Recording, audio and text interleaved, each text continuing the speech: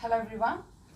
இன்னைக்கு லெசன்ல நம்ம என்ன பார்க்க போறோம் அப்படினா நம்மளோட டெய்லி ரொட்டீனை எப்படி இங்கிலீஷ்ல phrasal verbs மட்டும் யூஸ் பண்ணி நம்ம சொல்லலாம் அப்படிங்கறது பார்க்க போறோம். phrasal verbs வச்சு நம்ம சாதாரணமா ஏதாவது சொன்னாலே அது வந்து இன்னும் ரொம்ப நல்லா இருக்கும் கேக்குறதுக்கு. கொஞ்சம் அட்வான்ஸ்டான ஒரு இங்கிலீஷ் மாதிரி இருக்கும். ரொம்ப ஃப்ளூவென்ட்டா பேசுற மாதிரி ஒரு ஃபீல் இருக்கும். And native speakers நிறைய வந்து phrasal verbs வச்சு தான் பேசுவாங்க. சோ நம்மளோட டெய்லி ரொட்டீனை phrasal verbs மட்டுமே வச்சு எப்படி சொல்லலாம் அப்படினு சொல்லிட்டு பார்க்கலாம்.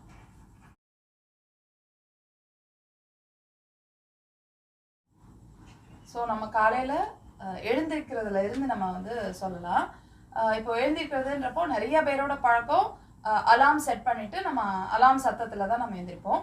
சோ அலார்ம் வச்சு அந்த சத்தத்துல நான் எந்திரிச்சேன் அப்படி நம்ம சொல்றதுக்கு I wake up to my alarm அப்படினு சொல்லலாம். இது வந்து to அப்படி சொல்லணும். I wake up அப்படிங்கிறது phrasal verb. So I wake up to my alarm. So alarm அடிச்சனே அடுத்து என்ன பண்ணுவோம்? உடனே அத நம்ம ஆஃப் பண்ணுவோம். So I turn off my alarm. Turn off னா அத ஆஃப் பண்றது. முதல்ல நான் அலார்ம் அடிச்சு எந்திரிச்சேன்னு சொல்றதுக்கு I wake up to my alarm. நான் அலார்ம் ஆஃப் பண்ணிட்டேன் அப்புறம் அப்படினு சொல்றதுக்கு I turn off my alarm. So alarm அடிச்சதுக்கு அப்புறம் நம்ம வந்து ரொம்ப கஷ்டப்பட்டு நம்ம பெட்ல அப்படியே உருண்டு பரண்டு எந்திரிப்போம். So பெட்ல இருந்து நான் அப்படியே உருண்டு எந்திரிச்சேன் அப்படி நம்ம சொல்றதுக்கு I roll out of my bed அப்படினு சொல்றோம். So I roll out of my bed அப்படினா என் பெட்ல இருந்து அப்படியே உருண்டு நான் எந்திரிச்சேன் அப்படினு சொல்றோம்.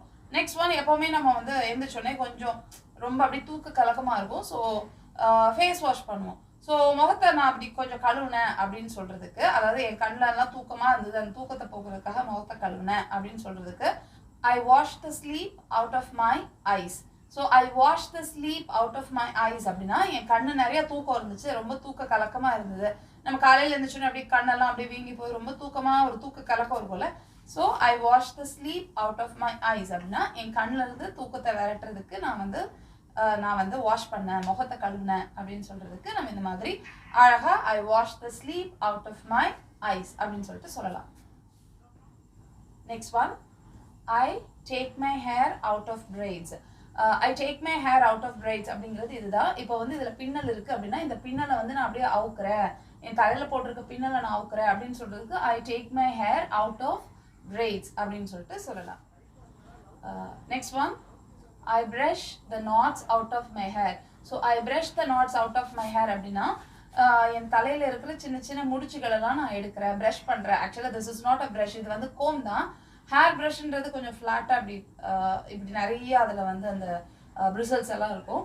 ஸோ அதை வச்சு தான் மேக்ஸிமம் இப்படி பண்ணுவாங்க. ஸோ அதுதான் பிரஷிங் ஹேர்னு சொல்லுவோம். I mean I am brushing my ஹேர்னா அதை தான் சொல்லுவோம். திஸ் இஸ் கோமிங் தான். But anyway so I brush the knots out of my hair அப்படின்னா என் முடியில இருந்து அந்த சிக்கெல்லாம் எடுக்கிறேன் அந்த முடிச்சுங்களெல்லாம் எடுத்து விடுறேன் அப்படின்னு சொல்றதுக்கு I brush the knots out of my hair அப்படின்னு சொல்லிட்டு சொல்லலாம். Next one I pull up my hair into a ponytail. So இது என்ன அப்படின்னா என்னோட முடியை வந்து நான் இப்படி பின்னாடி தூக்கி ponytail போட்டேன் அப்படின்னு சொல்றதுக்கு I pull up my hair into a ponytail. So ponytail அப்படிங்கிறது வந்து என்னன்னா pony அப்படிங்கிறது என்னன்னா அந்த குதிரையோடைய குட்டி தான் ponytail. So இதுதான் வந்து நமக்கு ponytail அப்படின்னு சொல்லுவாங்க. ஸோ அந்த குதிரையோடைய குட்டி பேர் தான் pony. அதோடைய வாலை பார்த்தோம்னா நமக்கு இந்த மாதிரி இந்த கேர்ள்ஸ் போட்டிருக்கிற அந்த போனிடெயில் மாதிரி இருக்கும். ஸோ அதை பார்த்து நம்ம வந்து போனிடெயில் இந்த மாதிரி நம்ம முந்திலாம் வந்து சொல்லுவாங்க குதிரைவால் போட்டிருக்காங்க அப்படின்னு சொல்லி தமிழ்ல எல்லாம் சொல்லும் போது குதிரைவால் அப்படின்னு சொல்லுவாங்க. அதுதான் நம்ம வந்து இங்கிலீஷ்ல போனிடெயில் அப்படின்னு சொல்றோம். போனியோடைய அதாவது குட்டி குதிரையோடைய வால் மாதிரி இருக்கு அப்படின்னு சொல்றதுக்காக போனிடெயில் சொல்றோம். So I pull up my hair into a ponytail.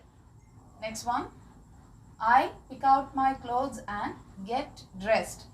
இது என்னன்னா நம்ம எப்பவுமே வந்து வார்ட்ரோப் எல்லாம் திறந்து வச்சு இந்த ட்ரெஸ் போடவா அந்த ட்ரெஸ் போடவா அப்படின்னு சொல்லிட்டு டெய்லி செலக்ட் பண்ணுவோம்ல அந்த மாதிரி பண்றது தான் big out my clothes. So அந்த என்னோட ட்ரெஸ்ஸை நான் செலக்ட் பண்ணி நான் வந்து ட்ரெஸ் பண்ணிக்கிட்டேன் அப்படின்னு சொல்றதுக்கு I pick out my clothes and get dressed அப்படின்னு சொல்லலாம். ட்ரெஸ் பண்ணிக்கிட்டேன்னு சொல்றது கெட் ட்ரெஸ்ட் அப்படின்னு சொல்லலாம்.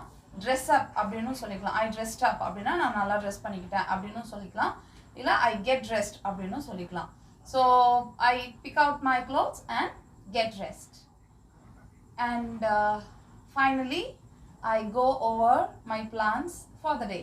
So I go over my plans for the day அப்படின்னா இன்னைக்கு நான் என்னெல்லாம் பண்ணணும் அப்படின்னு பிளான் என்ன பண்ணியிருந்தேனோ அதுபடி நான் வந்து செய்ய ஆரம்பிச்சிட்டேன். I go over my plans for the day. அன்னைக்கு என்ன பண்ணணும்னு நினச்சனோ அதை பண்ண ஆரம்பித்தேன் அப்படின்னு சொல்கிறது தான் ஐ கோ ஓவர் மை பிளான்ஸ் அப்படின்னு சொல்கிறோம். ஸோ இதெல்லாம் வந்து நம்மளுடைய டெய்லி ரொட்டீன். எல்லாருமே காலையில் எழுந்திரிக்கிறது, ஃபேஸ் வாஷ் பண்ணுறது இதெல்லாம் இருக்குது. பட் இதில் வந்து நம்ம வந்து குளிக்கிறது அதெல்லாம் நம்ம எடுத்துக்கல. ஸோ அதெல்லாம் வந்து ரொம்ப சிம்பிளாக நமக்கு தெரியும். ஆக்சுவலாக ஐ டேக் அ ஷவர் அப்படின்னு சொல்லிக்கலாம். பட் இப்போ நம்ம பார்த்தது எல்லாமே வந்து நம்ம ஃப்ரேசல் வேர்ப்ஸ் யூஸ் பண்ணியிருக்கிறோம். ஸோ இந்த ஃப்ரேசல் வேர்ப்ஸ் வச்சு நம்ம பேச கற்றுக்கிறது நமக்கு நல்லாவே கான்ஃபிடென்ஸ் கொடுக்கும். அண்ட் இந்த ஃப்ரேசல் வேர்ப்ஸோட மீனிங்ஸ் வந்து நிறைய பேருக்கு புரிஞ்சுக்கிறது கஷ்டமாக இருக்கும். அந்த மாதிரி இருக்கிறவங்களுக்குலாம் இந்த மாதிரி நீங்கள் ஃப்ரேசல் வேர்ப்ஸ் வச்சு பேசி பழகுனீங்க, சென்டென்ஸ் எல்லாம் ஃப்ரேம் பண்ணுறீங்க அப்படின்னா உங்களுக்கு வந்து அந்த ஃப்ரேசல் வேர்ப்ஸில் இருக்கிற கன்ஃபியூஷன் கண்டிப்பாக போயிடும். பேசும்போது ரொம்ப ஃப்ளூவெண்ட்டாக, ரொம்ப கான்ஃபிடென்ட்டாக இங்கிலீஷ் பேசலாம்.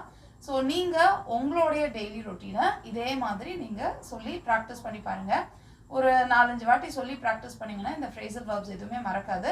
வேறு யார்கிட்டயாவது பேசும்போதும் ஈஸியாக இந்த ஃப்ரேசல் வேர்ப்ஸ் வச்சு நீங்கள் உங்களோட டெய்லி ரொட்டீனை சொல்லிக்கலாம். So I'll meet you in the next video. Thank you. Bye.